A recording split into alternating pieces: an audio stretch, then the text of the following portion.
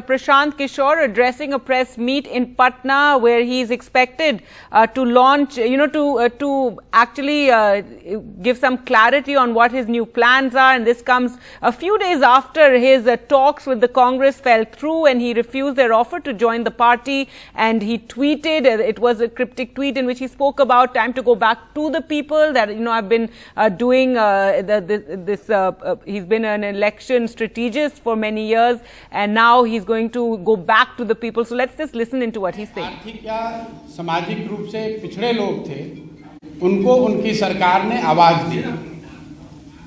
उसके बाद के 15 साल 2004 के बाद से जब नीतीश जी मुख्यमंत्री हैं, उनके और उनके समर्थकों का ऐसा मानना है कि उन्होंने आर्थिक विकास और दूसरे सामाजिक पहलुओं पर ध्यान दिया है और बिहार का विकास किया है। दोनों ही बातों में कुछ सच्चाई तो जरूर है।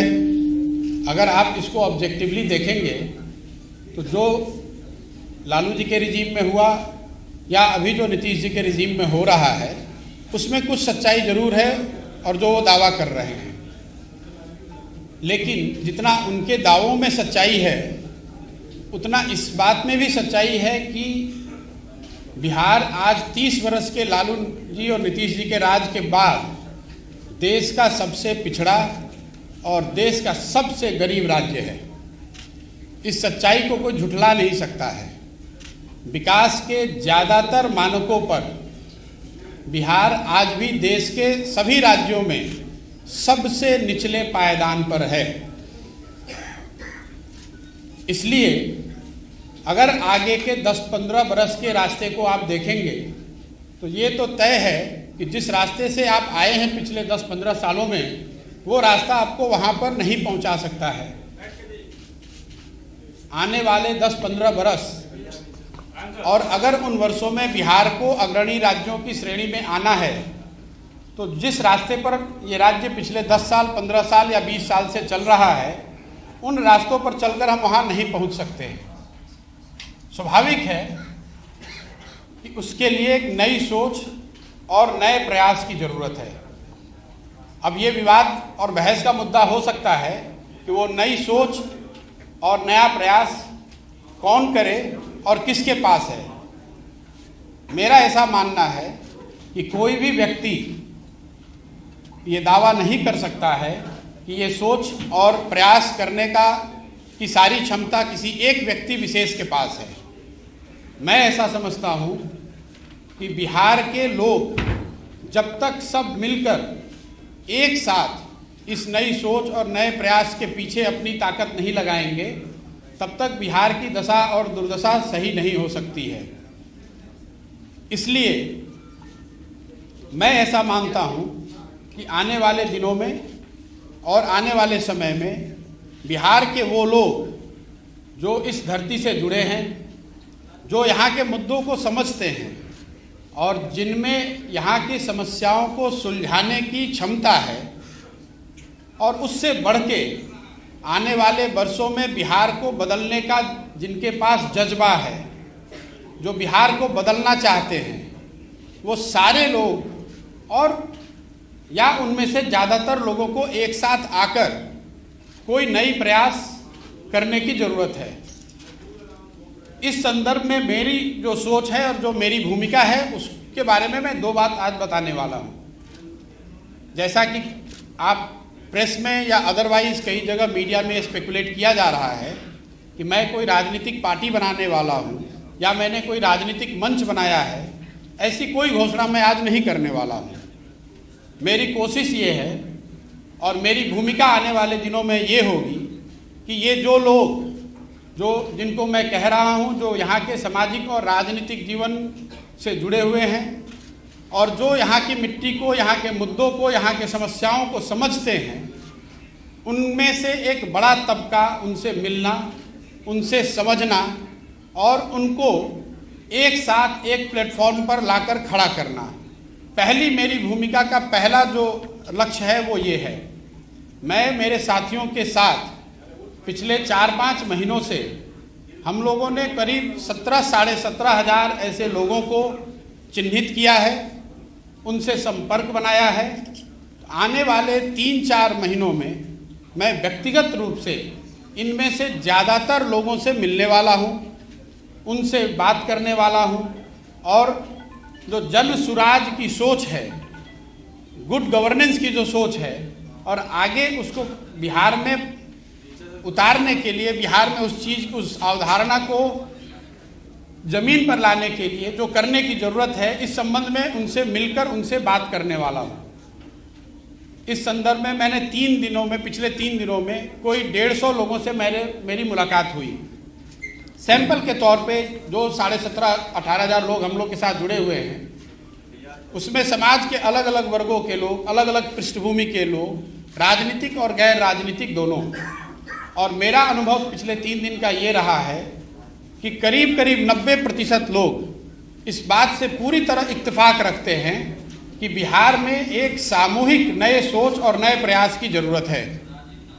तो मेरी पहली घोषणा ये है कि अगले 3 से 4 महीनों के अंदर इन 17,500-18 हज़ार लोगों के साथ संवाद स्थापित करना, उनसे समझना, उनसे जन सुराज की परिकल्पना के बारे में चर्चा करना और अगर उनकी सहमति हो तो उनको इसका भागीदार बनाना, ये पहला लक्ष्य है।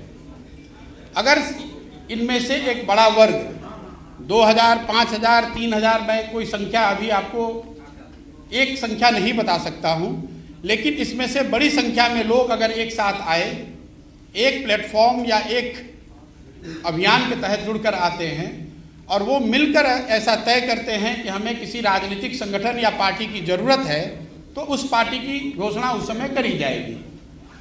अगर वो पार्टी बनती भी है तो वो पार्टी प्रशांत किशोर की पार्टी होगी, ऐसी बात नहीं है। वो उन सबों की पार्टी होगी जो इस परिकल्पना से जुड़कर इस राजनीतिक संगठन के निर्माण में अपनी भागीदारी देना चाहते हैं।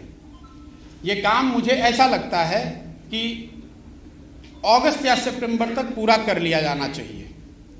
ये आज की घोषणा का एक पहलू है। दूसरा पहलू जो है, जो ज़्यादा महत्वपूर्ण है, वो बिहार के लोगों तक पहुंचना, बिहार के गांव, शहर, गली मोहल्ले तक पहुंचना, लोगों को जन सुराज की परिकल्पना, इस सोच के बारे में बताना, उनसे उनका व्यू पॉइंट लेना, उनकी समस्याओं और उनके आगे के भविष्य के बारे में जो उनकी अपेक्षा, आशा, आकांक्षाएं हैं, उनको समझने का प्रयास करना। उसके लिए 2 अक्टूबर से मैं स्वयं पश्चिमी चंपारण गांधी आश्रम से 3,000 किलोमीटर की पदयात्रा शुरू करूंगा। जब तक बिहार के सारे गांव, शहर, गली मोहल्ले, जो जितने लोगों को व्यक्तिगत तौर पे पहुंचा जा सकता है, वो पूरा न कर लिया जाए। हम लोग का अनुमान है कि 3,000 किलोमीटर अगर हम जाते हैं तो उसमें ज़्यादातर एरिया हम कवर कर पाएंगे। संभव है कि अब 3100 अंत होते होते 3100 हो जाए, या संभव है कि 2950 हो जाए, लेकिन मोटे तौर पर 8 महीने से 1 साल के बीच में 3,000 की व्यक्तिगत पदयात्रा मैं खुद करूंगा। बिहार के हर वो व्यक्ति जो जिनसे मिलना जरूरी है, जिनसे मिला जा सकता है, जो मिलने को तैयार है, उनके घर जाएंगे, उनके ऑफिस जाएंगे, उनका कुंडी खटखटाएंगे, उनको इस जन सुराज की परिकल्पना से जोड़ने का प्रयास करेंगे। उनकी सोच, उनकी भावना के अनुरूप जो आगे बिहार के लिए किया जा सकता है, उसको अपने प्रोग्राम और अपने परिकल्पना में समाहित करेंगे। आज के तारीख में मेरे पास से ये 2 घोषणाएं हैं। इसके साथ आपके माध्यम से मैं बिहार की जनता को एक और आश्वासन देना चाहता हूं कि मैं पूरी तरीके से जो कुछ भी मेरे पास है, जो भगवान ने मुझे बुद्धि शक्ति दी है, वो पूरी तरीके से बिहार के बेहतरी के लिए उसको समर्पित कर रहा हूँ। कोई सवाल नहीं है बीच में इसको छोड़ने का, कोई सवाल नहीं है कि इसमें कोई भी बीच में बाधा आए तो उससे घबराकर पीछे हटने का। आप में से कुछ लोगों के मन में पिछली घोषणा जो मैंने बात बिहार की थी, उसको लेकर है कि आपने बात बिहार की घोषणा करी और फिर वापस 1 महीने के बाद आप बिहार नहीं आए। मैं आपका ध्यान आकर्षित करना चाहता हूं कि बात बिहार की घोषणा फरवरी 2020 में करी गई थी। अनफॉर्चुनेटली मार्च 2020 में कोविड की वजह से हर जगह लॉकडाउन और पूरा जीवन अस्त व्यस्त 2 साल तक रहा। अब आप कुछ लोग ये कह सकते हैं कि अगर कोविड के दौरान आप बंगाल में काम कर सकते हैं तो बिहार में क्यों नहीं। वो इसलिए कि बंगाल में किसी बनी बनाई व्यवस्था के साथ काम करना था, बिहार में एक नई व्यवस्था बनानी है। बिहार में एक नई व्यवस्था बनाने के लिए मुझे 2 साल 3 साल 4 साल उसमें काम करना पड़ेगा। अभी यहाँ पर कोई इलेक्शन नहीं है, तो इस तरह के जिनके मन में सवाल है कि कौन सा इलेक्शन लड़ेंगे, किसके साथ लड़ेंगे, उसकी कोई परिकल्पना मेरे मन में अभी नहीं है। जैसा मैंने ट्वीट के माध्यम से बताया है, मेरा पूरा फोकस अभी बिहार के लोगों से जाकर मिलना, उनकी बात को समझना और जो जन सुराज की एक परिकल्पना है इसके साथ उनको जोड़ना है। मेरे पास कोई मंच नहीं है, अभी कोई पार्टी नहीं है, एक सोच है और एक इसको करने का जज्बा है। जो लोग भी इससे जुड़ना चाहते हैं उसका स्वागत है। मैं अपनी ओर से पूरी तरह से अपने आप को समर्पित कर रहा हूं।